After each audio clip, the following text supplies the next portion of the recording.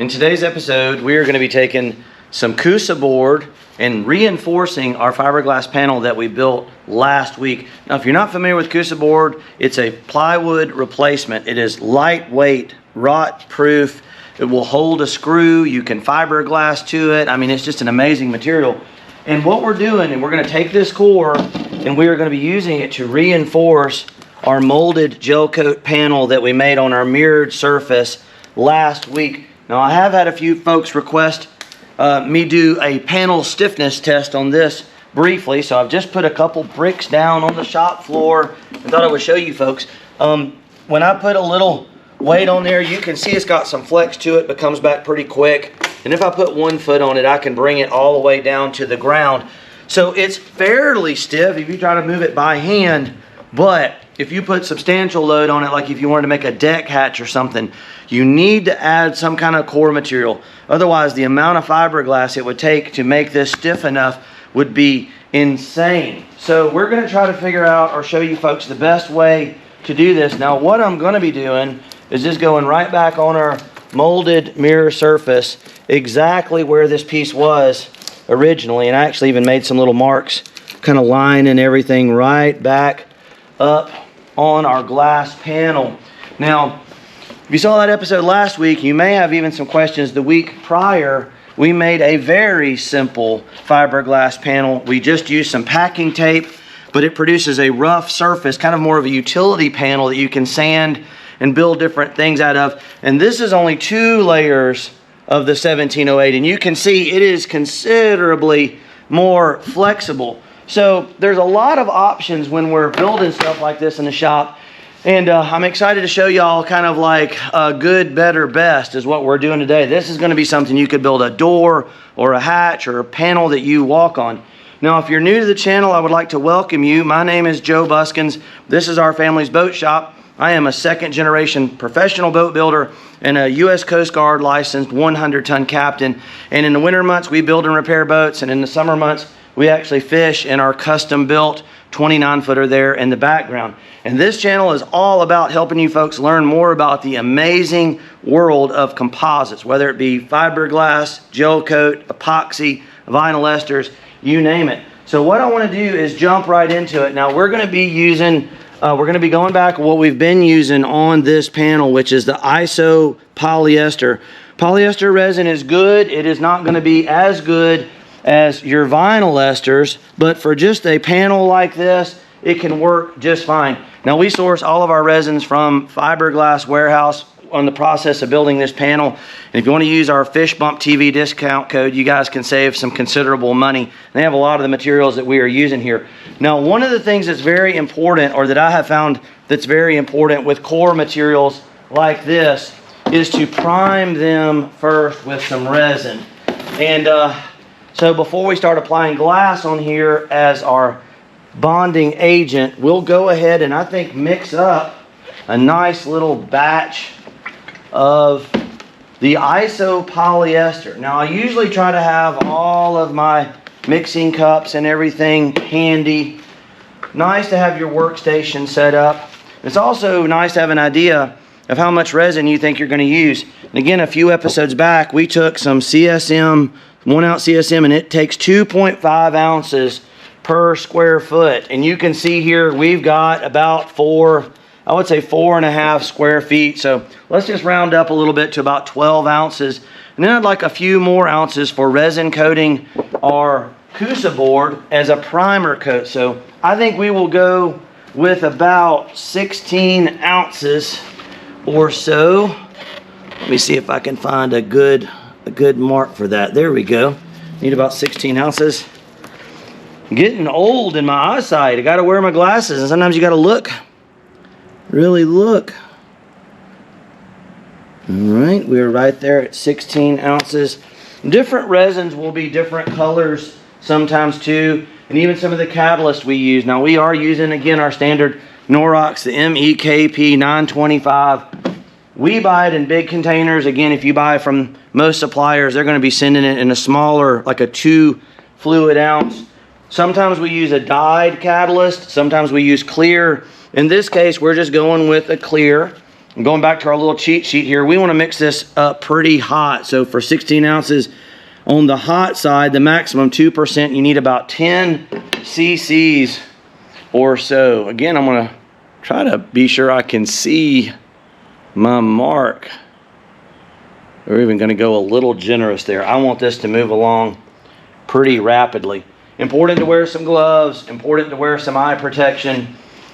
None of these materials are going to be good on your skin or in your eyes. So everybody out there, just be really careful. I've been working with stuff my entire life. Like I said, my father was a boat builder. My brother is a boat builder. Grew up in a boating and fishing family. And happy to share what we know with you folks, but sometimes I would even recommend wearing a respirator. Something 3M makes a really good one. We wear this most of the time. It's called a secure click, but a good quality 3M respirator is going to be the ticket. Or working in a good open space. A lot of times we have some fans running in the background to help move the air along. So generally about a minute or so of mix time. And I like to go from our mixing pot to a pan. And again, I know you folks, y'all bear with me. My regular viewers out there, I know a lot of this stuff is kind of old school for y'all, but right now the channel is growing rapidly. And we want everybody that's joining the channel to kind of get an idea of what works. And what I'm trying to do here is just be sure to get all of the resin residue out of our mixing container, because if you don't, when you go to mix your next batch, you may have some contaminants in there. A lot of times what will happen is it'll start to cure and create like these little jelly blobs. So we're going to go right over to our Coosa board panel first. And this was a piece of Coosa that I had around the shop. It's a little bit older. Sometimes from one side to the other it may change. You'll notice this is kind of a little browner and dustier looking. This side is a little grayer and a little fresher looking. Don't let that throw you off too much. That's just kind of one of those things that happens, and it does not ever seem to affect its workability. The priming core material is very important. Even when we're working with plywood, really important to prime that surface. Now, something else we did that I wanted to point out, Coosa does not come perforated with these little holes in it. Those are 3/16. I call those vent holes. Now there are some other brands that make other cores and sometimes they come vented, but that's going to come into play when we get ready to bond this down on our flat panel. That will allow any trapped air to escape, and it will also, once it's cured, if for some reason there's anywhere where it didn't make contact, we can allow resin to run back in from the top side as well. Now, again, most of you folks that follow the channel know that a lot of times I will wrap my roller with some blue tape, and I didn't do it in this one, and there's a fine example. If you look, all these little, you can see all those little fuzzies that get off in your surface. Now, for this application, it doesn't hurt a thing. This will be bonded down in some CSM, and you won't be able to see it. But if it were your finish coat or you're using it for gel coat, you would definitely want to take a little more care. And what we typically would do is just take some blue shop tape, wrap it up prior to loading it with resin, and then peel it off, and you'll get a lot of those loose fibers off of there. All right, now if you'll remember, when we finish this, we use some peel ply on the surface, and it creates a nice smooth surface. But if you hear, there's almost like a you can hear a sound. There's a little texture that comes from using the peel ply, and that is very receptive to new material. So I don't really have to do any sanding or anything at all. Now you could use a little bit of acetone. I like to put it in a spray bottle, and you can dispense it as needed. Like if we were going to clean our little roller that we're going to be using here in a minute, a lot of times I will use it to clean. But yeah, but I don't think that's necessary for today, because this is a fairly fresh panel. Now a lot of times, if your fiberglass has been sitting around for a while or exposed to the elements, say for more than 4 or 5 days, 3 or 4 days, I do typically like to sand it a bit and wipe it down with some acetone. And again, we are right back on the panel exactly where it was when we built this thing. And again, I want to thank everybody for tuning in. I know there's a lot of ways you can spend your time, and I genuinely appreciate you folks. If y'all appreciate what we are doing here on the channel, and you're so inclined as to maybe hit that subscribe button, like, share, comment, tell a friend, it is greatly appreciated. Okay, so we've got some primer coat of resin, and you guys know that I'm a big fan of staging all our materials and having everything ready to go. And this is a layer of 1 ounce CSM, which works really good for gluing and bonding things together. It holds quite a bit of resin. It doesn't have as much strength as your woven or your 1708 biaxial, but for gluing or bonding core materials in, it is very good. And we are going to go fairly heavy on the resin saturation because this is going to be our glue. Now, a lot of people don't know this, but like if you're trying to make a lightweight panel, anytime you double the thickness of the panel, it's not twice as stiff. It's going to be like an exponential number. It's going to be like 8 times as stiff. And so what we're going to do after we bond our Coosa core on our panel, you guys can kind of get an idea of a before and after. I will get back on the panel after we've done it with Coosa, and I will show you folks how much stronger it is. Now we're using 1/2 inch today in our demonstration, and 1/2 inch is fine for, in my opinion, for smaller boats or lighter applications. When we were building our 29, everything in it is going to be the 3/4 inch thick, 26 pound density, which is what I kind of prefer, but they offer a 15 and a 20, and they offer even now a 32 pound density for really big, really powerful boats. And again, if you're not familiar with Coosa, it's C-O-O-S-A, Coosa board. It's actually made in Alabama, and you guys can look them up. Be sure to mention that you saw their product on Fish Bump TV as well.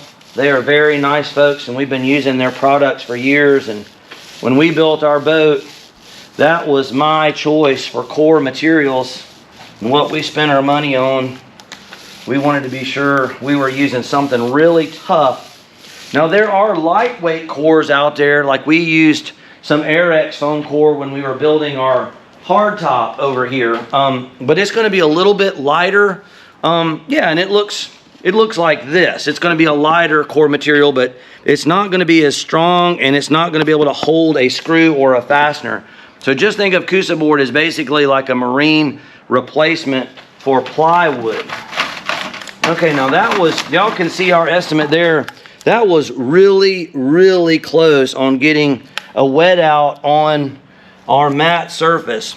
But I think I'm going to make a little bit more, because when you're bonding cores together, you really, really want a little extra resin. I always tell people it's better to be a little resin rich than to be resin starved. You don't want any dry patches or white fabric. Now, one other way to elevate your game is to use a little bubble buster or a fin roller. This one is made out of nylon or some kind of a plastic, and I like it. We've been having a little trouble finding them online for you folks to put, so we can put it on our, below our video's description. We've got Amazon links for everything we use, and you guys can, for your convenience, find most of the tools and supplies.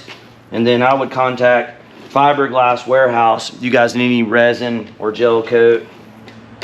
All right, that's going to get little air bubbles out of that material, which is what you want. And going back in our acetone bucket, I keep about a gallon or so of acetone in there, and that way you don't have that resin getting tacky or curing. So what I think I'm going to do, I'm going to go ahead and just mix up a little bit more. Sometimes you need to do that, but it's better to undermix than overmix. If you have extra left over, you hate to waste this good material. Now this is a bigger container here, and I'm going to kind of just have to guess a little bit. Now obviously you could go with something smaller if you wanted a little more accuracy, let's go with another 4 ounces or so. Good idea to have a variety of mixing cups and have some extra cups. Y'all notice we got a table full of this stuff.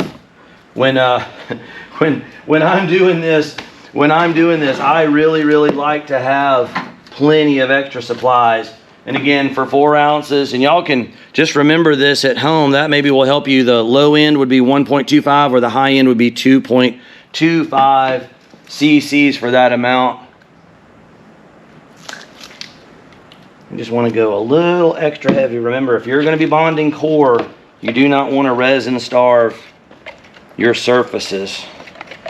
Now, I'm always curious to hear what you folks are doing at home as far as your projects. We've got a lot of folks that are actually getting a lot of comments working on RVs and some folks working with light aircraft. My world is mostly fishing boats primarily, but my brother Mark is restoring a big 47-foot Gulf Star, and I grew up around a lot of big commercial workboats and trawlers. We actually had a chance over the last couple of days, my brother and my son, we had a chance to take our 29-footer on the furthest trip we've done. We went a round trip of 184 miles. We went way offshore in the Gulf of Mexico and caught some mahi and saw some giant yellowfin tuna out there. So that was pretty exciting. That was the most distance traveled in the new boat in one day. That was a pretty cool adventure. Wonder if any of you folks out there enjoy going way offshore and pursuing big game fish like that, like yellowfin tuna and mahi and that kind of stuff. Y'all be sure to drop a comment, let me know. All right, we got a little bit of extra material there, and that's a good thing. Now, y'all have seen me use this little trick before. You can use a tool called a 5-in-1. You can get a little more resin out of your rollers, and that way you're not wasting that premium product. Cheap little tool, every boat shop. Remember, I think everybody should have a 5-in-1. You got a scraper, a punch, a little pry bar. I use it mostly for getting resin out of our rollers. Handy dandy little tool. Got that at our local Lowe's. Sure about any hardware store is gonna have one of those for you folks. All right, now I'm going to use just a little bristle brush. A lot of times they don't soak up as much resin as a roller, and you can kind of use that to spread some of that excess resin around. Make sure we get a good bond on our core material there. Okay, same here, over here. Remember, it is very important to not resin starve your surfaces. Now, you could make up a putty if you wanted to. You could make a thickened putty out of something like colloidal silica or some microfibers and use that to bond, but I've been having good success for a long time using CSM. Now, again, since this is kind of for demonstration purposes, we're only going 1 layer of CSM. When we were bonding the core in our 29, I used 4 layers actually on the outermost skin, and then 2 layers between each layer of Coosa. So we're going fairly light. If you were doing this, in a lot of cases, you may want to do 2 layers of CSM. But again, this is just a demonstration panel. Help you folks get an idea of what to expect. All right. Very good. Here we go. I know I'm moving around a bunch. There, folks, getting my steps in today for sure. Just want to make sure we're lined up. Now, we are holding back from the edge just a little bit on this particular panel. A lot of times we will do that, and you can obviously come back when it's all done and trim it flush, or there's even a way to kind of backfill along these edges. And if you wanted to make a finished, you'd have an overhanging glass on either side. You can come back with a thickened putty and fill it, and then radius that, and you can get like a finished edge. And that may be another episode for you folks. I do very much appreciate everybody, though, taking the time And our international viewers, a lot of folks from the UK and Australia and the Philippines, South Africa, just all over Europe. So y'all are really, just makes me happy to hear and see from you folks. So feel free to comment. Let me know where y'all are from. It's the boating community and the composite world is a very neat one. I find that folks that spend a lot of time out on their boats usually are very pleasant people and friendly people. So feel free to let me know where you guys are watching from or commenting from. Now we're just using some standard bricks like we did in, I believe we've used these in a couple of our previous episodes.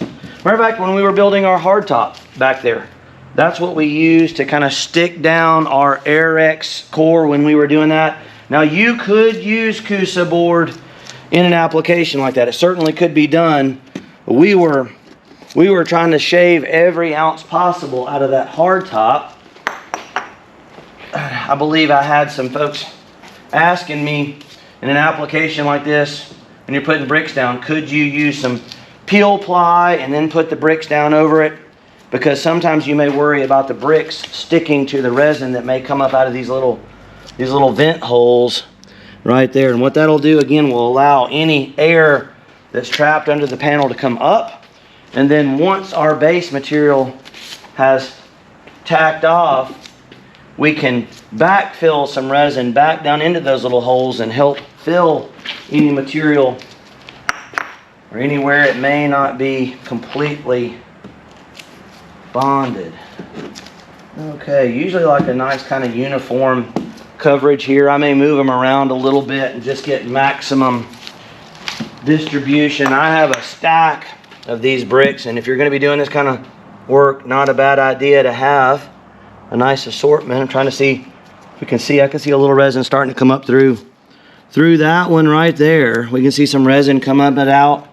I don't want a lot squeezing out. There's some. You can see that one is starting to vent. Sometimes what will happen is it'll happen slow, so you got to be careful about putting too much pressure on that. So generally it takes about 30 minutes or so. A lot of times I will wait till the resin starts to tack or firm, and then we are going to come back with some 1708 biaxial. We're going to do a couple layers. We're going to finish it with one more layer of CSM. And then I know a lot of you folks are really intrigued by the use of the peel ply there. So we've got everything staged and ready. Going to give this a few minutes to tack off and cure. Going to be ready for some more laminating. All right, folks, I want to show you something. During the curing process, you can see right there how the resin has kind of come up through that little vent hole, which is what you want. But I have found that if you catch it just at the right time, you can brush that off of there. Same, if you look there, you can see some has squeezed up through there. Now, sometimes it'll turn to a little bit of jelly. And if it does that, then I'll use like a straight edge, like a blade. But as of right now, it's just starting to thicken up. And if you kind of just methodically go through, see there's a little bit of resin coming through there, which is what you want. Also, sometimes people worry about the bricks sticking. And if you kind of just monitor it, you don't really have to worry about it. But if you were leaving it unattended, sometimes the brick will stick if it's right over one of those little vent holes. Now you could use a little bit of wax paper, or you could use a little bit of peel ply, again, if you wanted to. But as long as you're monitoring it, and y'all will notice I'm kind of just moving each one systematically and methodically, and that is what you want. You want a good bond. It looks like we got resin coming up pretty much through all of the vent holes. Now I do have people asking sometimes about vacuum bagging stuff, and you could certainly do that. We're going to be doing some of that on the channel, I imagine, at some point in the near future. So you folks stay tuned, and I would love to hear y'all's suggestion for content. Sometimes it's hard to think about. It's kind of like, you know, if you got a family, like thinking about what are we going to have for dinner. Sometimes when we're making these videos, it's like, what would y'all really like to see? So be sure to comment below. I do read every comment, and I do my best to answer them, but sometimes time management for me can be challenging. I apologize if I can't get back to you, but if you have a question, a lot of times I'll read the comment, or we will make a video relevant to questions that I'm seeing frequently, and that way you folks can get an answer. And then also, folks, we do offer Patreon for folks that have a project. And if you need to get in touch with me directly, Patreon is kind of like a monthly subscription thing, and you can pay a little bit or you can pay a little bit more, and you can get a different amount of time, and we can talk directly on the phone. You can give me a call or I'll give you a call, and see, you can send me some pictures and we'll talk about your specific project, and it's basically like one-on-one consulting for you folks. And I've been having a number of folks. I want to thank all of our Patreons out there. You guys know who you are, and I do genuinely appreciate your support of the channel. And again, your comments as far as content suggestion, I will make the videos if we see the comments for you folks. So we got a little more cure time. Now, one thing I, again, did typically we show in our videos, this is a little infrared temperature sensor, and we are showing right now 76 degrees, which is about ideal. Remember that about 60 to 95 degrees is kind of the low to the high end of where fiberglass works best. Sometimes you can go a little cooler, you can work a little hotter, but it gets difficult when you get in the extremes.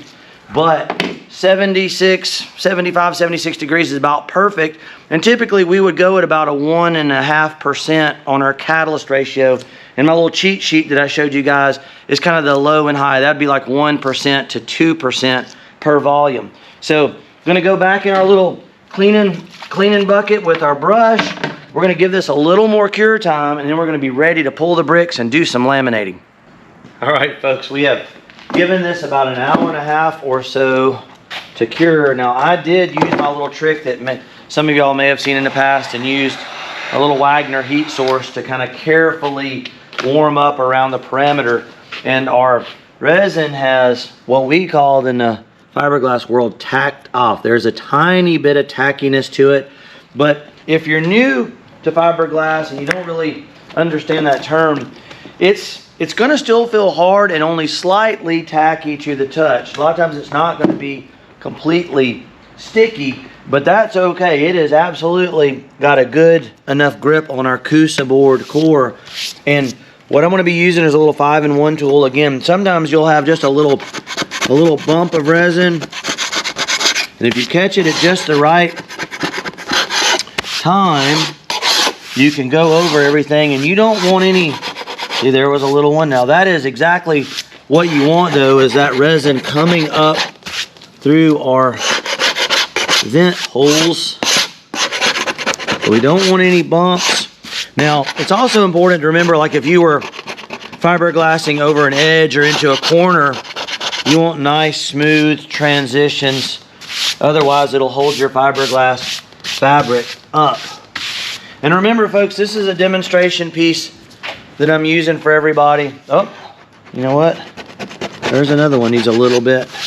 Always good to kind of go back and double check your work. If you got somebody working with you, maybe the wife or the kids, or maybe this is a father-son thing, and you guys always be checking and double check your work. We want a quality job, and prep is key. If you have all your material staged and kind of have a plan and you know what you're going to do, it should go without a hitch, without a problem. Now, to save time, I went ahead and poured up about 35, 36 ounces of our ISO polyester, and we're gonna go ahead and move this along again. So I'm gonna scale up a little bit from a 32 ounces. I'm probably gonna go with about 25 cc's to really kick this along for everybody tonight. Now, sometimes what I will do is actually even we'll put some little marks on here. There's little graduated marks on our little mixing cup, and it is very helpful. Save a lot of time and effort there. We're going to move right along with this thing. Good thorough mix always. We've got our roller prepped and ready. We've got our brush ready to go. We've cleaned our surface. Now, a lot of times when we were prepping this before and I showed priming underneath, if we had a little more time, what I would probably recommend is putting a coat of resin on there and letting that tack off, and then follow it with your cloth. But we're going to speed things along for the sake of time, but keep that in mind that anytime you're working with plywood, which works a lot like Coosa board, and I've got videos showing that in detail. Matter of fact, we got videos fiberglassing over plywood with polyester resin, vinyl ester resin, and epoxy resin. We have a video library of over 150 videos, everything from building our 29-footer from scratch to building our hardtop that's in the background, and then lots of just breakdown videos, how to use gel coat with wax and the different resins and why you might use polyester versus vinyl ester. So feel free to scroll back in the video library that we have here on the channel and maybe just take a minute or two and click on each video and watch a little bit and give you an idea. I try really quickly to move right into the content there and explain, but there is a depth of knowledge that if you were to take a few notes and watch every video, and if you got a little bit of a mechanical inclination and understand how things work, you should be well on the road to being able to build, create, make, and repair with composite materials. And that is the goal of this channel, is to open up the world of these materials and demystify it, take some of the mystery out of it. And I was very fortunate. My father was a very good teacher. He was a very patient man, and he taught me this trade, and I'm happy to share it with you folks. There again, our little trick. You can see the fibers coming off of our roller with your blue tape. That'll make everything look a little neater. And I'm going to go ahead and start with a good coat of resin first. Now you will notice that some of these vent holes, there isn't resin coming up through, but I will take the roller and see that one just filled up right there. And it's almost like it makes little bolts or fasteners or pillars of resin connecting the bottom layer to the top layer through the core material. And it's an amazing thing when you core something, especially with our modern cores that we have. They're so far beyond plywood in a lot of ways. Although plywood still has a place, and you can get quite a lot of use out of it if it is done properly. Absolutely. We've got one of our customers that my father built a boat for when I was just a boy, and they are in the process. There we go. We just filled up that one. Filling up that one. They are in the process. It's Captain Tom Ard. If you're watching some of the videos, this one's for you, man. I went down there today and actually peeked in on the work that they're doing. They are doing a deck replacement on a 37-footer that my father built. Locally, a pretty well-known boat. It's named the Boll Weevil. Kind of an interesting name, but they run fishing charters as well. And it's a very cool boat. All right, one more hole there. We're just trying to run resin down each one. Sometimes you got to kind of come back and make a pass or two. That way you know that you have absolutely got a bond. Now again, you may choose to do this, let that material, that resin tack off in an hour or so and then come back with your layers of laminate, but we're going to move this right along. That would be optimal, but it isn't like absolutely required. But putting a good primer coat underneath your first layer of 1708 is a requirement, in my opinion. Now, I cut this piece a little bit long. There's going to be a little bit of overhang over the edges, which is okay. Important to remember, folks, that the CSM side or the chop strand mat is sewn in here, and it does a better job of bonding to new surfaces. So I always recommend putting the CSM side down first, and then your long strand material is going to be on the top side. My father always said, just get some resin on everything first. So a lot of times you'll see me just load the roller heavy, and we're just getting resin on everything. 1708 designates the material where the weave is at a 45. They also make an 1808 that runs at a 90 degree, kind of across at a straight angle. And if you really want to get fancy with your projects, you can actually run alternating layers of 1708 and 1808, and that's going to send out load that is transmitted into the boat or the panel in every direction. And some of our really high performance boats are in critical places. We actually did that when we were laminating the hull on our 29 footer. We did alternating layers of 1708 and 1808 to get the maximum strength per weight. But if you're going to buy one material that's really good all around, the 1708 is it. And then I really like the CSM for finishing things out. We're just going diagonally, we're going in line, we're going back and forth. Sometimes it takes a moment for the resin to work its way in there. The roller is going to do it much more efficiently. You can use a brush. Coming back with our little bubble buster, I have seen people that will just use a brush like this, and they will brush the resin in, but it's much slower, and I don't think it doesn't produce a better product. So I don't see the point in doing that on anything. You can see the air.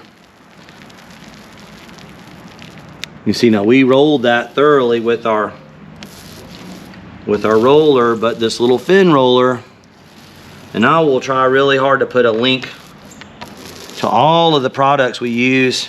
Amazon links, that does help support the channel. We want to do more of this for you all. And Amazon links are helpful. There you go, you can see it. The pressure you're putting on here though is kind of, I'm using just a couple fingers. You don't want to bruise the fiberglass, but it's got to be a firm enough hand that it actually works to get the air. Some people will go front to back and then side to side.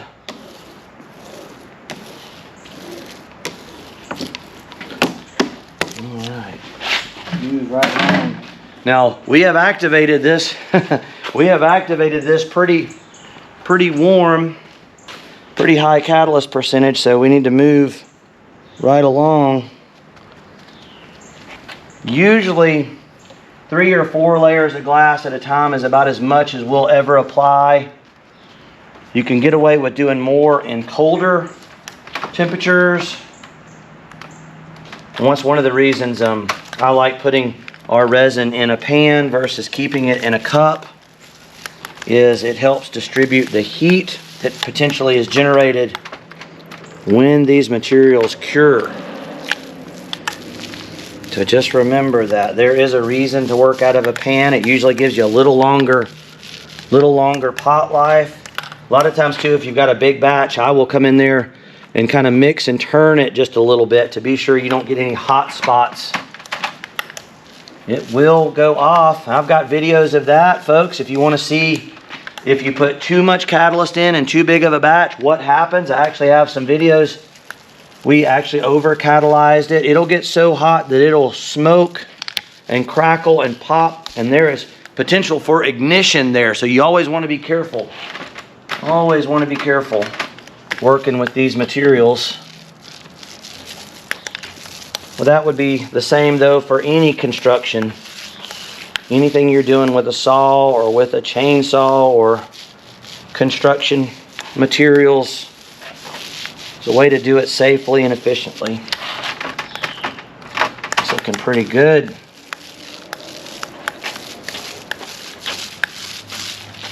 Back and forth, front to back, side to side. The reason I put it back in our little mixing bucket is sometimes these things will get sticky. The roller will get sticky and it'll kind of roll. Glass will roll up on it. You put it in the acetone, oh gosh, it's kind of like you folks that maybe cook or bake at home. I've got a daughter that likes to bake, and sometimes when you got a rolling pin and you got to put a little bit of flour on the board or the pin to keep the dough from sticking, that's kind of how rinsing that roller with some acetone, it helps keep it from sticking. Front to back, side to side, front to back, side to side. Now what you can do, again, you'll notice there's a bit of a edge or an overhang. You certainly could trim this to a specific shape.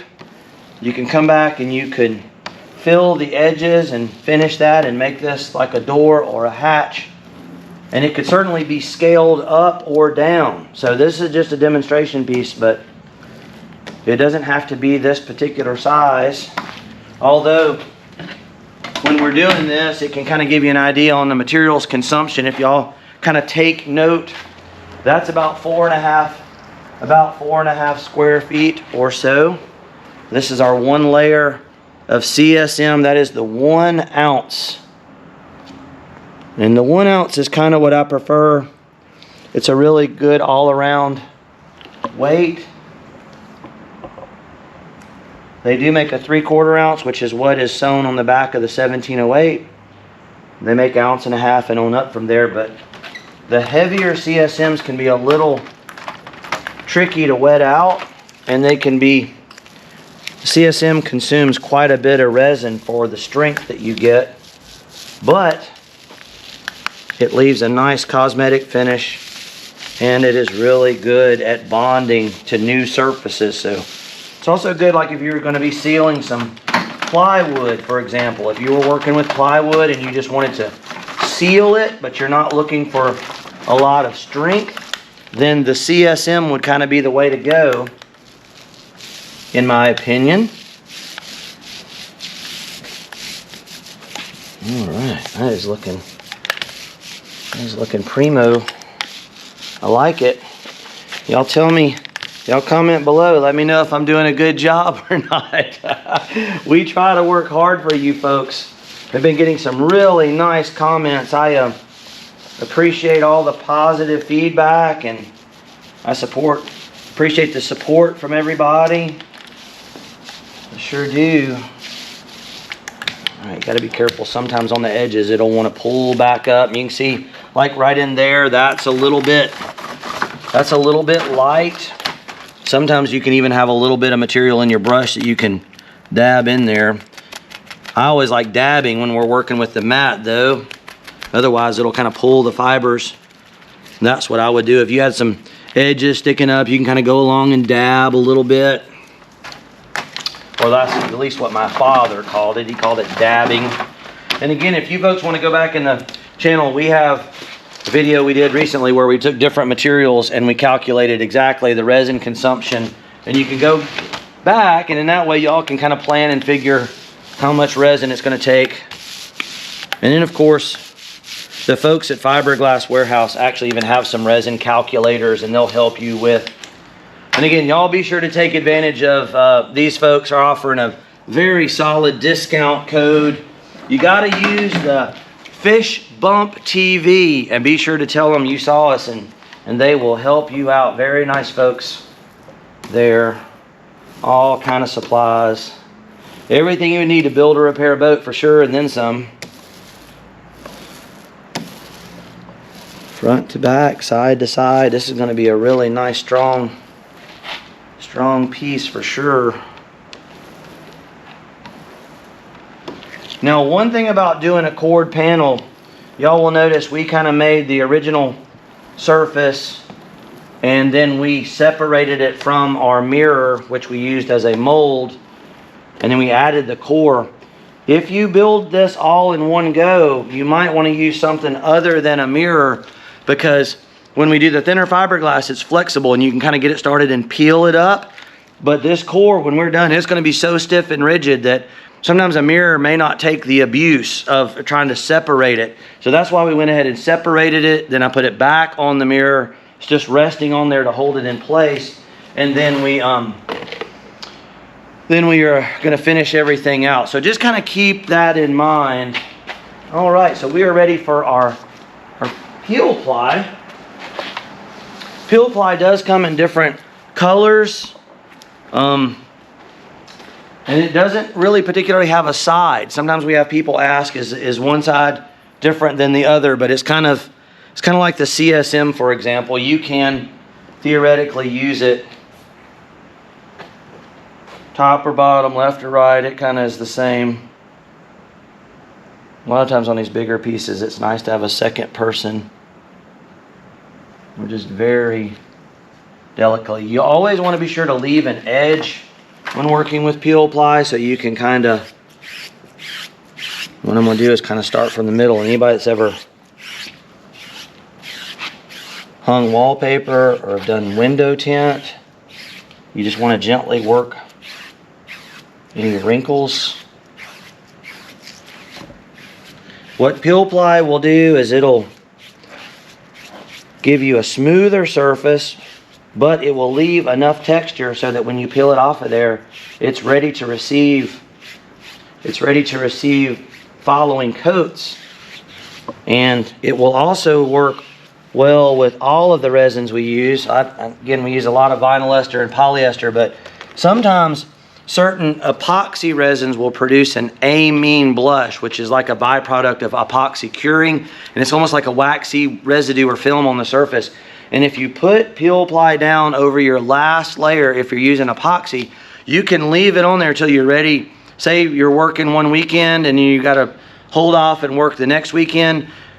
You can let it sit with the peel ply, and then just prior to getting ready to do your work, you can pull the peel ply off, and your epoxy surfaces or your vinyl ester and polyester will be ready to receive new fiberglass or following layers, or even if you want to put gel coat on there.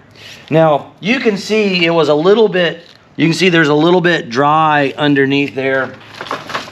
You can also see that we were pretty darn close on our resin estimates as well. Now there is a little bit in our cup, and I may even use a little bit of that to spread around.